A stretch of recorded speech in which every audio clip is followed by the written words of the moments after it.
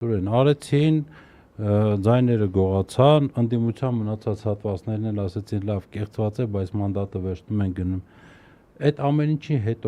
հետևությունը, այսինքն ինչի հետևեց Ծառուկյանի ձերբակալը, ինչու հետևեց այս շոուն, այս գիտեք մարդկանց էմոցիաները միջավերջ խաղարկելու այդ փորձը։ Այստեղ մի քանի գործոն կան, քանի որ ես Նիկոլ Փաշինյանին ճանաչելու մեզ փորձել ունեմ։ Մի քանի գործոն ստեղ կան։ Առաջինը կամա թե ակամա ԲՀԿ-ն դարձավ այն ինդիկատորը, ում շնորհիվ բացահայտվեց ամենամեծ ընտրակեղծարարությունը երրորդ հանրապետության մեջ, այդ ինքն է մենք ենք, չէ՞, սահմանի այդ կամա թե ակամա չեմ ասում, ինձ հատուկ գծագրված էր, որ մենք դառնանք այդ բանը, տենց ստացվեց։ Իսկն այդ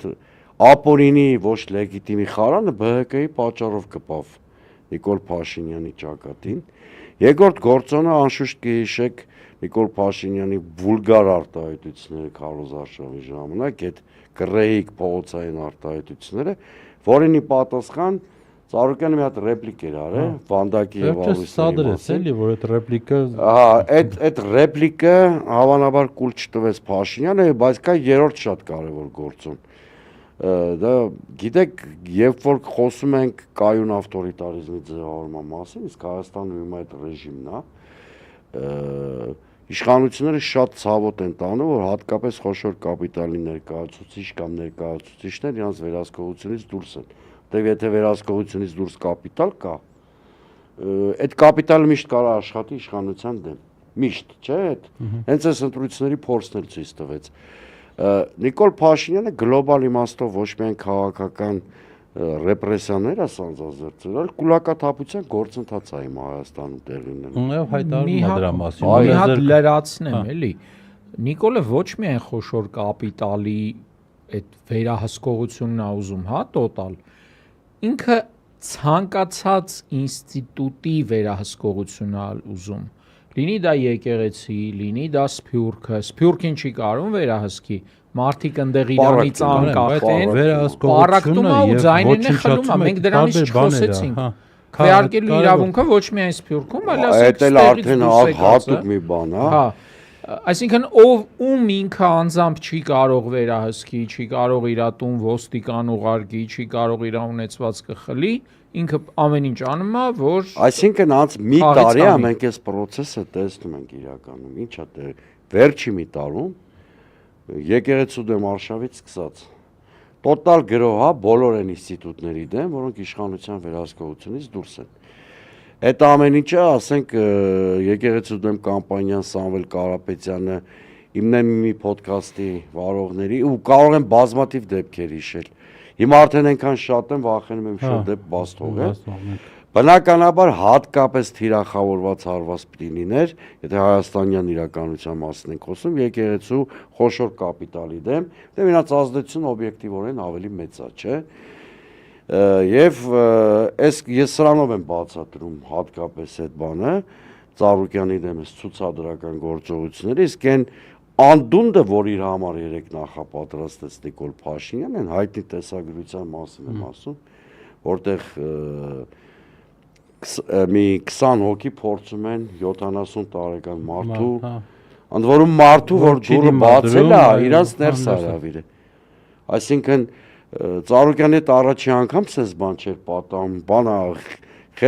ոչ խելամիտ վարկածա, չէ, ենթադրել, որ ինչ-որ մեկը պիտի դիմադրեր եւ այլն եւ այլն։ Այդ ուղղակի մի հատ մոլագարի համար տեսարան ապահովելու նպատակով որ եթե ուզեր դիմադրեր այդ տղեկին աճուձախեր ու չէ դե բանը, հետո ես մանրամասները ճշտել եմ տանը ներկա մարդկանցից բան, այսինքն ակնհայտորեն մի հատ մոլագարի համար տեսարան եմ փորձել ստանալ, որ հոգին փառավորվի, իր հոգին միշտ փառավորվում է, չէ, ինչ-որ անբնական տեսարաններից, նաև հասարակությանը ահաբեկելու նպատակ ունեն, որտեվ տեսեք, երբ որ մի հատ մարդ, որը չունի այդ պաշտպանական համակարգ, այսինքն միջոցներ չունի շատ, սովորական մարդ է իր աշխատանքով ապրող եւ այլն, ասում նայ մտածում, ասում եթե այդ ազդեցիկ մարդուն այդ օրն են գցել, ընդհանրապես ասում բա ինչ են անելու։ Ու 70 հələ պատկերացրեք, ես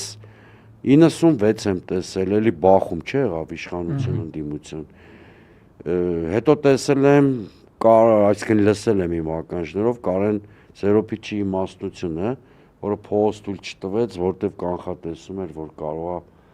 անկանխատեսելի բաներ, բախումներ լինել։ Տեսել եմ 2003 թվի բախումներ, 4 թվի բախումներ։ Ի վերջո Արյունոտ մի հատ իրադարձությունների կիզակետում եմ եղել բան, բայց քաղաքական հաշվի արդարի ինձ դրսևորում, որ միանգամից 70 հասցեներ այդ մարդու հետ փոխկապակցված հայտնվեն տոտալ խուզարկությունների ու հարձակումների թիրախում, անգամ չխնայեն կենթանիների։ Ոսը չխնայես, թվում է նպատակաուղղված։ Դա ուրեմն ես ասեմ, Ծառուկյանը իրան ճանաչելով իր կապը կենթանիների, վստահ եմ, որ իր անազատության փաստը ավելի թեթևա տարեք, քան այդ առույցի բանը այդ վախճանը, որտեղ դիտորներից ասում են կերակրելու հարցը լուծվեց այդ կենթանիների։ Թույլ են տվել իրավապանները, այնտեղ ձիեր կային եւ կոկորդիլյոսներ, այգում մնացած, թույլ են տվել, որ այդ կերակրման հարցը, բայց դա էլ անմարկային ինչ է նշանակում այդ կարգի թույլ տալ կամ այդ այգում էլ ինչ է։ Գիտեք ինչն է ինձ անհասկանալի։ Ես էլի խոզարկություններ եմ տեսել։ Տեսեք 2004-ի ապրիլի 12-ի լույս 13-ի գիշերը կհիշեք երևի ինդիմադիր 3 կուսակցություններ հարձակման ու խոզարկության ենթարկվեցին։ Այդ ժամանակվա ամենաազդեցիկ 3 կուսակցություն։ Բաղրամյանի Հանրապետություն կուսակցությունը, ազգային միաբանությունը Գեղամյանի եւ ՀԺԿ-ն։ Բայց այդ խոզարկությանից անցած 2 օր հետո գրասենյակները բացվեցին, որոնց խոսքը կուսակցությունների մասին էր, բնականon գործունեությունը վերականգնվեց եւ այլն։ Ընդ որում իրանք ոչ արտադրություն էին, որ բյուջեն տուժեր եւ այլն։ Հիմա տեսեք, օրինակ կապարակնքել են Արադ ցեմենտը։ Հələ մյուս բաների մասին չեմ խոսում։ Երեք հատուկ